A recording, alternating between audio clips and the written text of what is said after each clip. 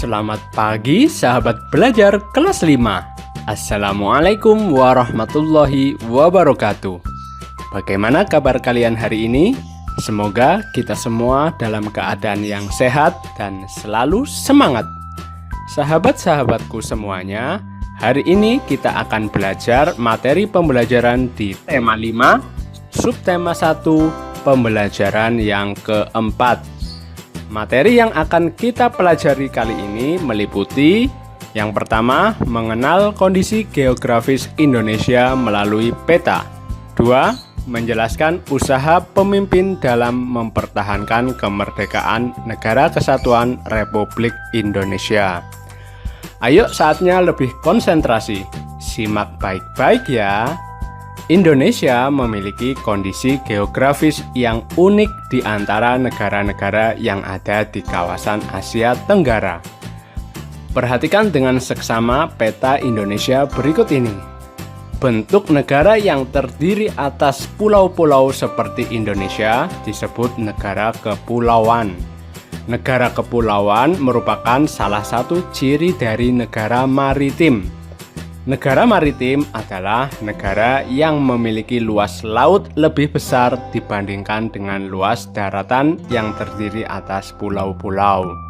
Oleh karena itu, penduduk yang tinggal di negara maritim banyak memanfaatkan sumber daya kelautan untuk memenuhi kebutuhan hidupnya. Selain sebagai negara kepulauan dan maritim, berdasarkan kondisi geografisnya, Indonesia juga merupakan negara agraris. Negara agraris adalah negara yang sebagian besar penduduknya bekerja sebagai petani yang mengolah lahan pertanian. Sebagai negara agraris, tentu saja negara Indonesia memiliki lahan yang subur dan cocok untuk pertanian dan perkebunan. Perhatikan kembali peta Indonesia tersebut. Jika diperhatikan, negara Indonesia memiliki banyak sekali gunung berapi yang masih aktif. Abu vulkanik gunung berapi dapat menyuburkan tanah yang berada di sekitarnya. Tanah yang subur merupakan sumber daya alam yang penting untuk pertanian dan perkebunan. Nah, sahabat, selanjutnya, masih ingatkah kalian dengan peristiwa Sumpah Pemuda yang terjadi pada tahun 1928?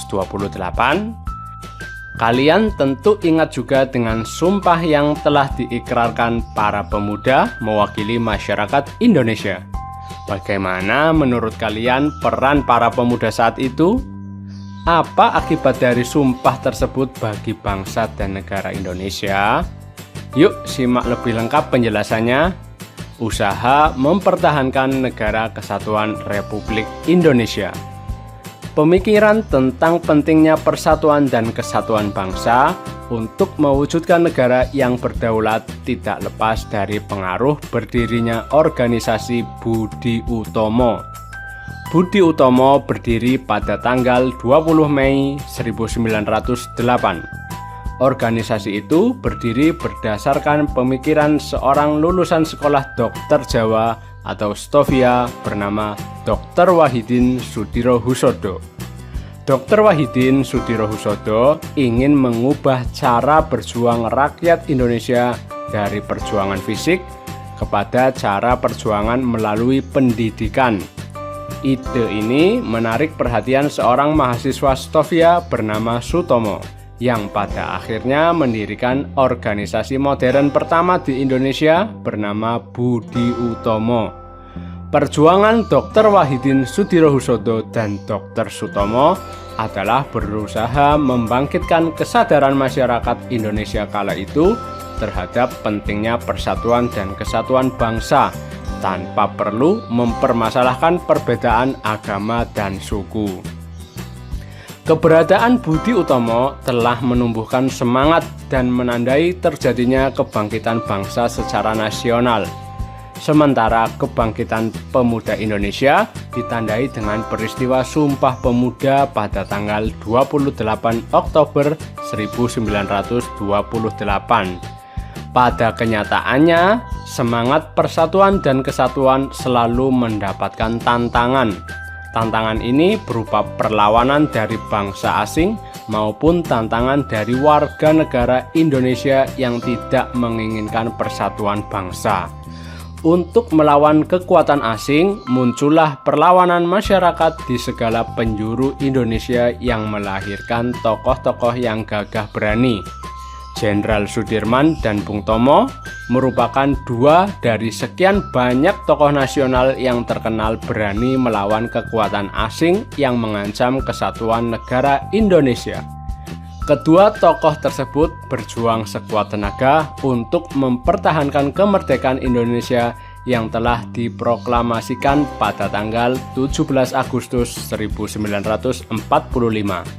Pada masa kini, usaha mempersatukan bangsa sering terancam oleh gerakan-gerakan dalam masyarakat yang ingin memecah Negara Kesatuan Republik Indonesia.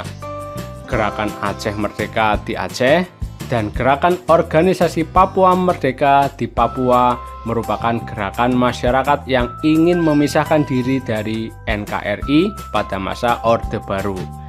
Setelah masa Orde Baru selesai, digantikan oleh masa reformasi. Para pemimpin nasional pada masa itu berusaha keras melakukan perundingan-perundingan untuk meredam aksi perpecahan tersebut. Kiai Haji Abdurrahman Wahid, Presiden keempat Indonesia, merupakan salah satu tokoh nasional yang membantu upaya perdamaian untuk mengatasi perpecahan tersebut. Kawan-kawan, yuk coba sekarang gunakan informasi dari bacaan tersebut dan dari sumber lainnya untuk menjawab pertanyaan-pertanyaan berikut ini. Yang pertama, mengapa tanggal 20 Mei yang merupakan tanggal berdirinya organisasi Budi Utomo diperingati sebagai Hari Kebangkitan Nasional? Tepat sekali, keberadaan Budi Utomo telah menumbuhkan semangat dan menandai terjadinya kebangkitan bangsa secara nasional. Pertanyaan yang kedua, bagaimana peran Dr. Wahidin Sudirohusodo terhadap berdirinya organisasi Budi Utomo? Betul sekali ya kawan-kawan, Dr. Wahidin Sudirohusodo ingin mengubah cara berjuang rakyat Indonesia dari perjuangan fisik kepada cara perjuangan melalui pendidikan dengan mendirikan organisasi modern pertama di Indonesia bernama Budi Utomo. Pertanyaan yang berikutnya, apa saja yang mengancam persatuan dan kesatuan NKRI pada waktu dulu dan sekarang? Coba jelaskan. Tepat sekali, zaman dulu persatuan dan kesatuan terancam oleh sifat kedaerahan dan politik adu domba penjajah Belanda. Pada saat ini, usaha mempersatukan bangsa sering terancam oleh gerakan-gerakan dalam masyarakat yang ingin memecah belah Negara Kesatuan Republik Indonesia, seperti gerakan Aceh Merdeka dan gerakan organisasi Papua Merdeka. Kemudian pertanyaan yang keempat, apa saja usaha yang telah dilakukan untuk mengatasi ancaman terhadap keutuhan NKRI pada waktu dulu dan sekarang? Betul sekali ya kawan-kawan, pada zaman dulu Dr. Wahidin Sudirohusodo dan Dr. Sutomo berusaha membangkitkan kesadaran masyarakat Indonesia kala itu terhadap pentingnya persatuan dan kesatuan. Pada masa sekarang, para pemimpin nasional berusaha keras melakukan perundingan-perundingan untuk meredam aksi perpecahan. Oke kawan-kawan, sampai di sini dulu ya pembelajaran yang kita pelajari hari ini. Semoga bermanfaat dan dapat kalian pahami dengan baik. Terima kasih, sampai jumpa pada pembelajaran berikutnya. Wassalamualaikum warahmatullahi wabarakatuh.